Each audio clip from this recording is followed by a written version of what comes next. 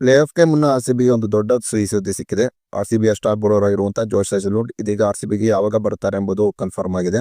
ಆದರೆ ಆರ್‌ಸಿಬಿಯ star bowler ಆಗಿರುವಂತಹ ಜೋಶ್ ಹೇಜಲ್ವುಡ್ RCB ಕ್ಯಾಂಪ್‌ಗೆ ಯಾವಾಗ ಸೇರಿಕೊಳ್ಳಲಿದ್ದಾರೆ ಎಂಬುದರ ಕಂಪ್ಲೀಟ್ ಡೀಟೇಲ್ಸ್ ಅನ್ನ ಈ ವಿಡಿಯೋದಲ್ಲಿ ನಾವು ನಿಮ್ಮ ಜೊತೆ ಶೇರ್ ಮಾಡಲಿದ್ದೇವೆ. ಈ ಸುದ್ದಿಯ ಡೀಟೇಲ್ಸ್ ಅನ್ನ ಕೊಡುವುದಕ್ಕಿಂತ ಮುಂಚೆ ನೀವು ಆರ್‌ಸಿಬಿ ತಂಡದ ಅಭಿಮಾನಿಗಳಾಗಿದ್ದಲ್ಲಿ ವಿಡಿಯೋಕ್ಕೊಂದು ಲೈಕ್ ಮಾಡಿ. ಐದನೇ ಸೀಸನ್ 18ರಲ್ಲಿ ಆರ್‌ಸಿಬಿ ಚಾಂಪಿಯನ್ ಆಗಿ ಹೊರಹೊಮ್ಮುತ್ತದೆ ಅಂತ ನಿಮ್ಗೆ ಅನ್ಸುತ್ತದೆಯೋ ಅಥವಾ ಇಲ್ಲವೇ ಎಂಬ ನಿಮ್ಮ ಅನಿಸಿಕೆಯನ್ನ ತಪ್ಪದೇ ಕಮೆಂಟ್ ಬಾಕ್ಸ್ ಅಲ್ಲಿ ತಿಳಿಸಿ. ಕೂಡ ಶುಕ್ರವಾರದಂದು ಆರ್‌ಸಿಬಿ ಸನ್ರೈಸರ್ಸ್ ಹೈದರಾಬಾದ್ ಎದುರು ಪಂದ್ಯವನ್ನು ಆಡಲಿದೆ.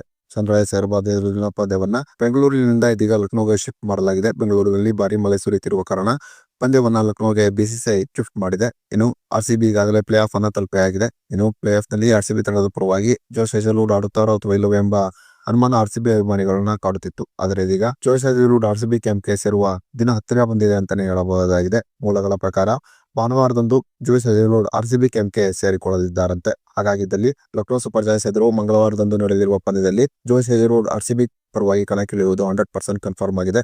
ಜೋಶ್ ಹೇಜಲ್ವುಡ್ ಪ್ಲೇ ಆಫ್ ನಲ್ಲಿ ಆರ್‌ಸಿಬಿ ತಂಡದ ಪರವಾಗಿ ಕಣಕ್ಕಿಳಿದಿದ್ದೇ ಆಗಿದ್ದಲ್ಲಿ ಆಗ ಆರ್‌ಸಿಬಿಯ ಬೌಲಿಂಗ್ ಲೈನಪ್ ಇನ್ನಷ್ಟು ಬಲಗೊಳ್ಳುತ್ತದೆ. ಆಗ ಆರ್‌ಸಿಬಿಯ ಟ್ರೋಫಿ ಗೆಲ್ಲುವ ಕನಸು ಕೂಡ ನನಸಾಗಬಹುದು. ಈ ಕಾರಣದಿಂದ ಹೀಗಾಗಿ ಜೋಶ್ ಹೇಜಲ್ವುಡ್ ಅವರ ಲಭ್ಯತೆ ಆರ್‌ಸಿಬಿಗೆ ಆನೆ ಬಲವನ್ನು ತಂದುಕೊಟ್ಟಿದೆ ಅಂತಾನೆ ಹೇಳಬಹುದಾಗಿದೆ.